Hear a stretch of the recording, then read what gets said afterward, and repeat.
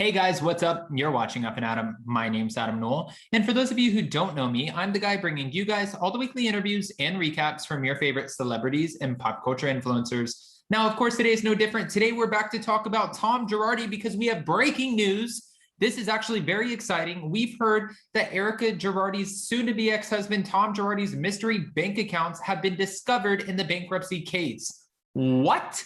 We have all the details, but before we get into them, guys, if you haven't already, go ahead, smash that like button, subscribe to my channel, and hit that notification bell because, well, you don't want to miss anything we have coming up. Now with that, let's jump right in.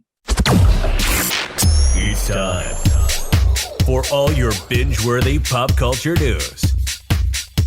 Welcome to Up and Adam. All right, guys, so from what we're hearing, the lawyer investigating the Real Housewives of Beverly Hills star Erica Girardi's soon-to-be ex-husband, Tom Girardi, has rushed to court after discovering mystery bank accounts that may contain money to help pay back the victims. What? According to court documents obtained by RHOBH, the trustees presiding over Tom Girardi's involuntary Chapter 7 bankruptcy case is asking for permission to obtain records from Chase and City Bank. Earlier this year, Tom Girardi, who is a powerful or was a powerful LA attorney, was forced into a bankruptcy by his creditors, including many of his former clients, because his now defunct law firm reportedly owes over $101 million to creditors. We've already said this before, but Girardi is accused of running his firm like a Ponzi scheme for over a decade, and many of his clients have the same story about Tom Girardi. They claim he represented them and he won certain legal situations for them. Then when he won the settlements, he would come up with every single excuse in the book not to pay them. No. Obviously, we know that the Girardis, Tom Girardi represented orphans, widows, plane crash victims. And when he did, they claimed that this disbarred lawyer failed to pay out over $2 million from the settlement. The orphans and widows also believe the money was used to help the lavish lifestyle of his wife, Erica Girardi. Oh, I get chills. The Bravo star is also accused of filing a sham divorce to hide assets from creditors, debtors, victims.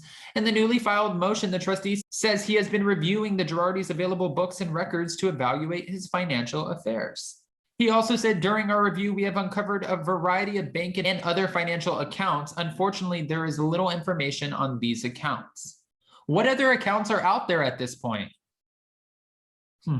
The trustee is requesting copies of the records for the Chase and City bank accounts. He says the documents may lead to additional information, which will not only help me have a clearer picture of the debtor's financial history, but may also help me determine whether any of the debtor's assets have been wrongfully diverted. The judge has yet to rule on the motion. However, as RHOBH first reported, the trustee is also suing Erica Girardi, for the return of $25 million. He claims Girardi's law firm used the company to pay many of the bills for Erica Girardi's company, EJ Global, and it was from 2008 until 2020. Now, while we know the Real Housewives of Beverly Hills star has racked up about $14 million on an Amex Express card alone, she allegedly has refused to pay back a dime and continues to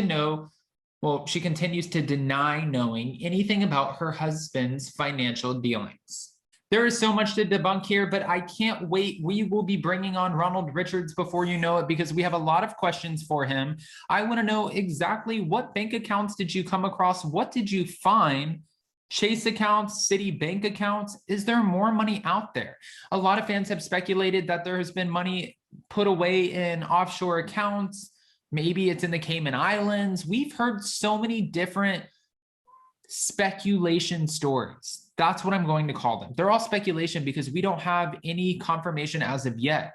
But fear not, Ronald Richards, he has a job to do, and that's exactly what he plans to do. He will be investigating every last bit of all of this.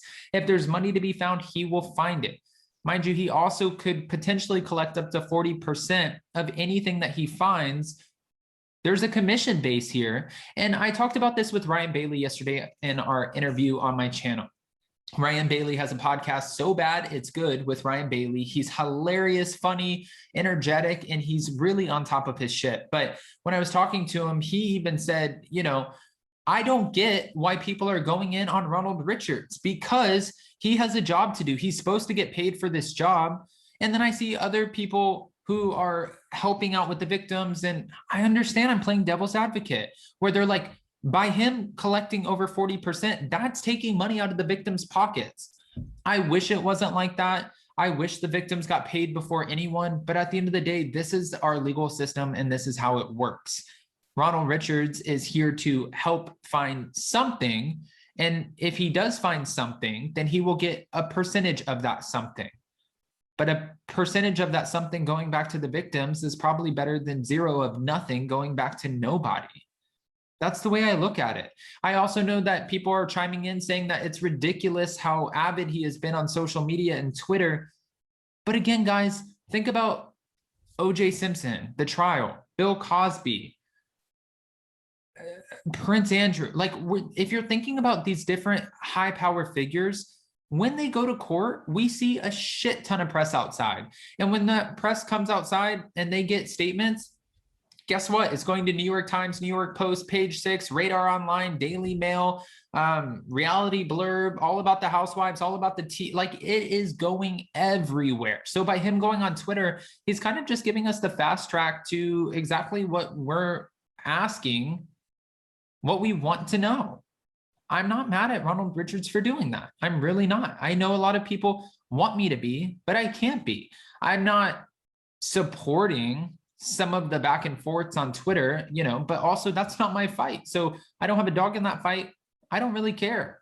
And I know that he goes in on Erica. He's very opinionated, but he doesn't attack her, in my opinion, unless there's a tweet that I've missed. Whereas Erica's telling him over here to get Lexapro and asking him if he's all right. Okay, I've said enough. Guys, what do you think about these mystery bank accounts that have been discovered in the bankruptcy as they search for millions of dollars, missing millions of dollars to help the widows, orphans, and victims? What are your thoughts? I'm sure you'll give me your unfiltered opinions, and please do. Also, don't forget that we will be going live tomorrow at 11:30 a.m. Eastern Standard Time with Dana Wilkie and also Jason Barrett from Down with Jason. We're going to break down tonight's episode, and it will be one hell of an episode. I cannot wait. If you haven't already, go ahead, do that, comment below, give me your unfiltered opinion, and don't forget to smash that like button, subscribe to my channel, and hit that notification bell, because, well, you don't want to miss anything we have coming up. Now with that, we'll see you next time. Bye, guys.